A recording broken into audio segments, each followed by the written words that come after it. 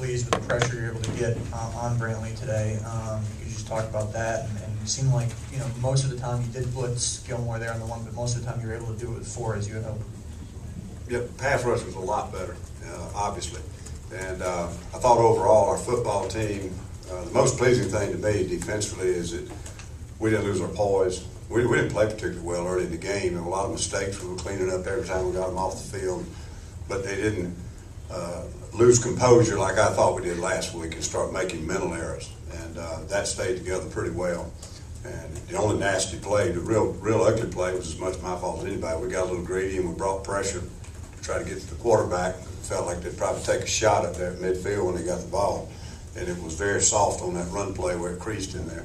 But players played hard. It was very difficult to bottle up those guys with so much speed, especially when they dropped the ball off underneath and then when the running game when they got loose. And I thought that was a big key.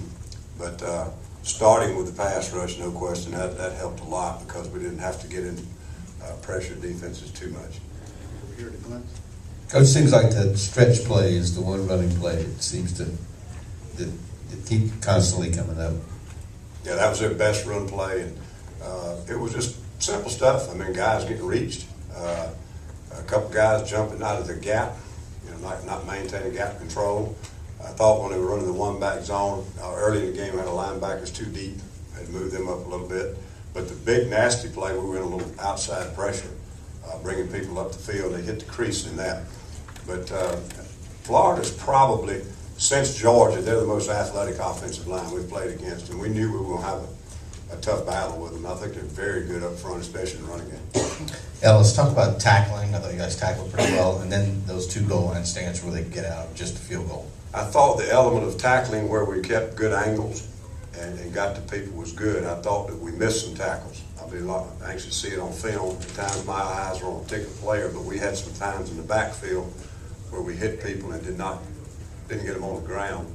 But overall, the aspect of overrunning the ball was something we emphasized a lot, and I thought we did a lot better job of that and keeping them bottled up. We've played well on the goal line, and I think mainly it's because guys understand their role within the scheme. The one time they did score, they ran an adjustment where they shifted and then brought people across in motion, and we did not adjust correctly on that. They really had a receiver open. I don't know why he didn't get it out of his hand. And then we whiffed the quarterback back there on the guy that was coming off the backside. So that was the only poor play we had down there, and of course he ended up getting in the end zone. Back to Senator Andy. Ellis, at this point in the season, where do you think the defense has shown the most growth in the past 2 games, and where are some things that you really need to work on in those last 2 games you got this? Regular season games you got this. Yeah, we just got a lot of things to work on. When you say growth, I thought it started as a gradual process back in the 2nd, 3rd game and continually got better, but I thought we took a giant step back last week. And I know Arkansas was probably the best offensive team in our conference, by far.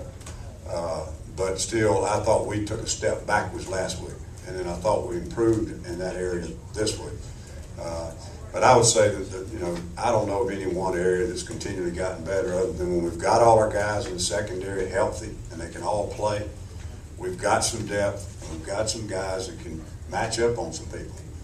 When you take Antonio Allen and Holloman out of the lineup, half the ball game at Arkansas, Antonio out of the lineup the whole game, we just don't have the guys back there that can match up on some of these guys at Arkansas or even Florida. We played linebackers on that tight end tonight, man-to-man sometimes. We didn't have any choice. So that's the biggest thing. When we got all our guys healthy, I got a lot of confidence in them. When we're missing some people, I don't think we have quality depth.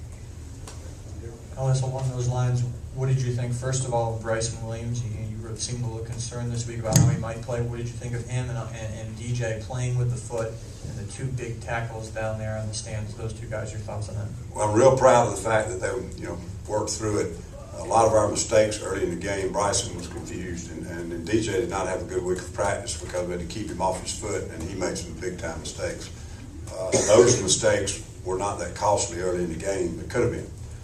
So it was not smooth back there at all. But the good thing is that we were able to get through it, got into the early part of the second half, and had everything cleaned up. I thought there was a fatigue element there in the 3rd quarter. We couldn't get off the field. Offense couldn't stay on the field, and they pushed us around a little bit. The big play, though, at the end, the big run, was more the scheme than anything. Ellis, obviously, a lot of the talk now is just wait and see what happens tonight. And obviously, you've done what you could do with 6 wins in the conference. Just for you, what are your emotions now turning towards the Citadel week and your history with the Citadel and everything that goes along with that? Obviously, a lot of people might overlook that week, but your emotions for Citadel week. I don't have any emotions about it. I mean, I obviously got a lot of respect for those kids. Kids don't go down there to be football players. They go down there to get a great education. That's part of that. But we just need to play well next week. I don't care who's coming in here.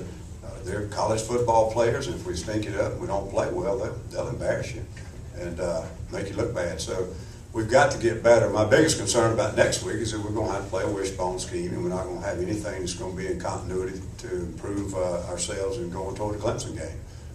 Pass rush will be minimal. Pass coverages that you use against a normal team will be very minimal. We'll have to work on and execute things that don't have anything to do with that. But I pull for them every week they play, except obviously against us, and I hope they'll have a successful season and just work through it. And, I'm not planning on forfeiting my paycheck next week because I'm planning on playing Citadel. Ellis, did Vic play any in the secondary, and if not, what was the reason his snaps went down there? I don't know how many he had in the course of the game. I don't keep up the rotation of every player. He had a bad week of practice. He got hit in the back, and he did not practice well the first 2 or 3 days of the week. So I'm sure the coach probably had some reservations about how many plays he would play if he didn't have to play. Mr. Ellis? Good. Thank you.